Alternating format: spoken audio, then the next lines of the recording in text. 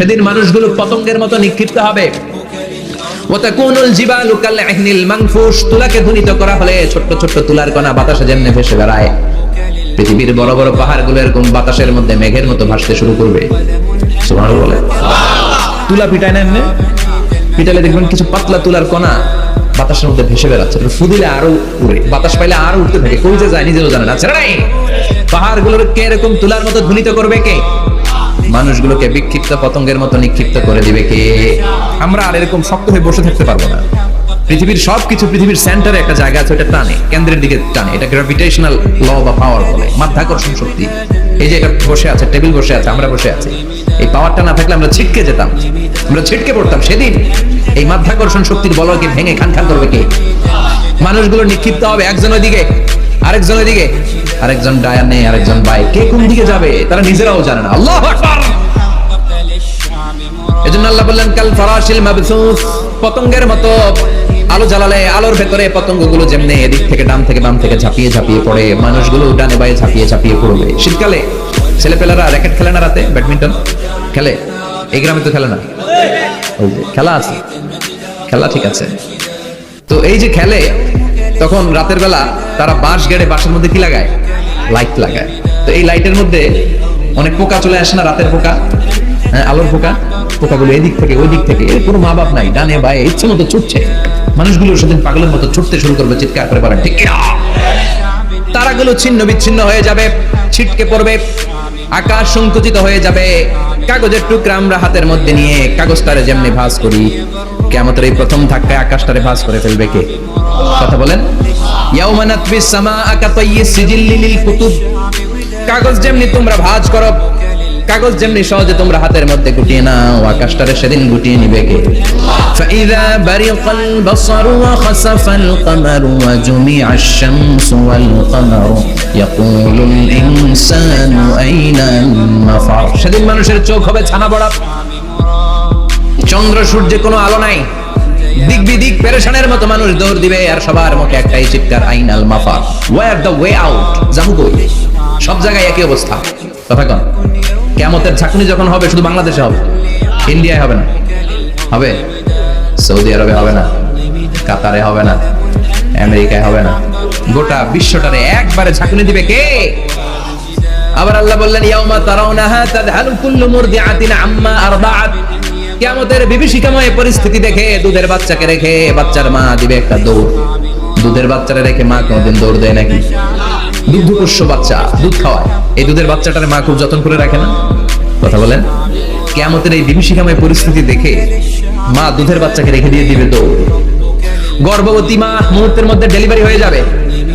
বিকট আল কারিয়া আমাল কারিয়া যখন শুরু হয়ে যাবে, 3 মাসের 4 মাসের অপরিণত অপরিপক্ক বাচ্চা মুহূর্তের মধ্যে ডেলিভারি হয়ে যাবে। এই এলাকায় বাচ্চা ডেলিভারি হয় কয় মাসে? 8 মাস, 9 মাস কিংবা 10 মাস। কিন্তু কিয়ামতের এই বিভীষিকাময় পরিস্থিতি আর আওয়াজটা তো ভয়ঙ্কর হবে। 3 মাসের ছোট্ট ভ্রূণ, গোশতের টুকরা, আলাপ রক্তপিণ্ড আর গোশত মিশ্রিত হয়ে ছোট্ট একটা টুকরা, অপরিণত বাচ্চা, অপরিপক্ক বাচ্চা মুহূর্তের মধ্যে খালাস হয়ে যাবে। মানুষগুলো পাগলের মতো এমন ভাবে একটা দৌড় দিবে, কেউ কাউরে চিনবে না। ওই দিনটার নাম হলো আল কারিয়া। সবাই পড়েন আল মাল ওয়া মা আদরাকা মাল কারিয়া। ভয়ঙ্কর সেদিন, ভয়ঙ্কর সেই বজ্রনিনাদ, ভয়ঙ্কর সেই আওয়াজ। মানুষগুলো পাগল হয়ে যাবে, দিক বিদিক ছুটতে শুরু করবে, পৃথিবীর সব সিস্টেম উলট পালট হয়ে যাবে। স্যাটেলাইট চ্যানেল আর চলবে না, চলবে দেখা যাবে, কবরে যাওয়া লাগবে না। This is the circle of life. এসেছি, থাকছি কিছুদিন, একটা স্টেশনে ট্রানজিট পিরিয়ড, আবার চলে যাব, জন্মিলেই মরিতে হবে। চিল্লা এখন ঠিক কিনা? আল্লাহ বলবেন ইসরাফিল, তোরে 3টা ফুৎকার দেওয়ার জন্য তৈরি করেছি। চিৎকার করে বলেন কয়টা? একটা ফুৎকার দিয়ে দুনিয়াটারে তুই লন্ডভন্ড করে দিলি রে ইসরাফিল। এবার দ্বিতীয় ফুৎকার দিয়ে পৃথিবীর সব মানুষগুলোর আত্মা নিয়ে নেওয়ার ব্যবস্থা করে দে। মুহূর্তের মধ্যে ইসরাফিল সিংহার মাঝখানে ঠোঁট লাগিয়ে দ্বিতীয় ফুৎকারটা দিবে। দ্বিতীয় ফুৎকার দেওয়ার সাথে সাথে সব শেষ। মালাকুল মাউত পৃথিবীর সব মানুষের আত্মা সংবরণ করে নিবে। সব শেষ, মানুষ নাই, জিন নাই, দানব নাই, কেউ থাকবে না। যে ইসরাফিল ফুৎকার দিয়ে সব লন্ডভন্ড করছে ওইটাও নাই। ইসরাফিলও চলে যাবে নাকি ইসরাফিল থাকবে? কথা কন, কেউ থাকবে না, থাকবে একজন। তিনি কে? কুল্লু মান আলাইহা ফানি ওয়া ইয়াবকা ওয়াজহু রাব্বিকা যুল জালালি ওয়াল ইকরাম ফাবিআইয়ি আলাই রাব্বিকুমা তুকাযযিবান। এই বিশ্বে যা দেখা যায় সব হয়ে যাবে ফান, নিঃশেষ, কিছু থাকবে না, সব মরে যাবে। থাকবে শুধু একজন সত্তা। চিৎকার করে বলেন, তিনি কে? দ্বিতীয় ফুৎকারের পরে সব মানুষ শেষ, প্রাণী শেষ, কোন প্রাণের অস্তিত্ব আর নাই। আল্লাহ বলবেন, জিন জাতিও মেরে ফেল। মালাকুল মাউত জিন জাতির আত্মা নিয়ে যাবে। আল্লাহ একবার মালাকুল মাউতকে জিজ্ঞেস করবেন, আখবিরনি মাইয়া বাকা, ও মালাকুল মাউত, আর কে কে বেঁচে আছে বলো।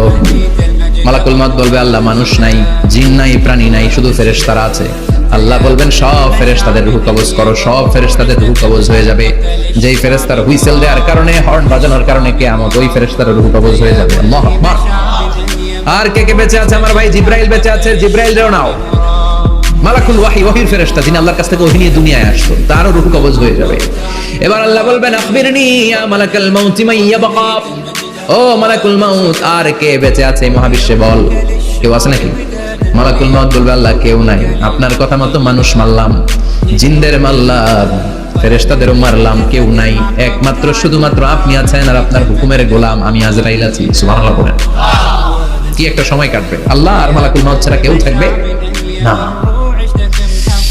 আল্লাহ বলবে, সবাইকে মারলি, সবাই চলে গেল, সবার মরণ হলো, এবার তোর মরণ।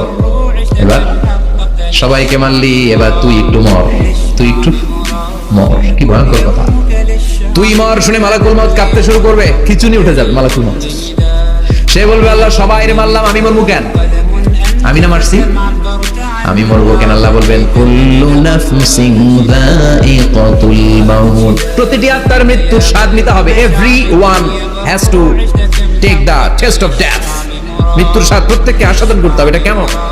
ও মালাকুল মাউত, তুমি মেরেছো তো কি হয়েছে? এবার তোমার মরণের পালা, এবার তুমি মরো। এবার মালাকুল মাউত কাঁপতে থাকবে, কাঁপতে থাকবে। আল্লাহ বলবেন, কেঁপে আর কেঁদে লাভ নাই, জান্নাত জাহান্নামের মাঝ বরাবর একটা জায়গা আছে, আরাফ, ওখানে দাঁড়া। মালাকুল মাউত দাঁড়াবে, আল্লাহ বলবেন, মর, মরে যা, মুত ইয়া মালাকুল মাউত, মর, মরে যা। আল্লাহর হুঙ্কার শুনে মালাকুল মাউত জান্নাত জাহান্নামের মাঝ বরাবর দাঁড়িয়ে বিকট একটা চিৎকার দিবে। বিকট একটা চিৎকার দিয়ে মালাকুল মাউত ওই জায়গায় শেষ। মালাকুল মাউত নাই। বিশ্বনবী বলেন, মালাকুল মাউতের ওই দিনের চিৎকারটা এত ভয়ঙ্কর হবে, ডেঞ্জারাস হবে। ওই চিৎকারের আওয়াজ যদি দুনিয়ার মানুষেরা কান দিয়ে শুনতে পেত, আলাদা করে ইসরাফিলের সিংহায় ফুৎকার দেওয়ার কোনো দরকার লাগতো না। ওই আওয়াজটা শুনে দুনিয়ার মানুষেরা সব কানের পর্দা ফেটে লাশ হয়ে পড়ে যেত। এবার ডানে বায়ে সামনে পেছনে কেউ না, একজন ছাড়া, তিনি কে? সবাই বলেন, তিনি কে? আল্লাহ দুনিয়ার ডেকে বলবেন, ও পৃথিবী, আর দুআইনা আশজারুকে, তোর বড় বড় গাছ কই? ইয়া আরদু আইনান হারুকে, ও পৃথিবী, তোর বড় বড় নদীগুলা কই? ইয়া আরদু আইনাল কুসুর, বড় বড় প্রাসাদগুলো কই? হ্যাঁ, বড় বড় প্রাসাদগুলো কোথায়? বড় বড় টাওয়ারগুলো কোথায়? আইনাল মুলুক ওয়াল জাবাবেরা, অত্যাচারী রাজাগুলো কোথায়? ক্ষমতার লোভে যারা গদি নিয়ে টানাটানি করতো আর বলতো ক্ষমতার মালিক আমি, সব ক্ষমতা আমার, আমার রাজত্ব, আমার দাপট, ওই গাদ্দারগুলো কোথায়?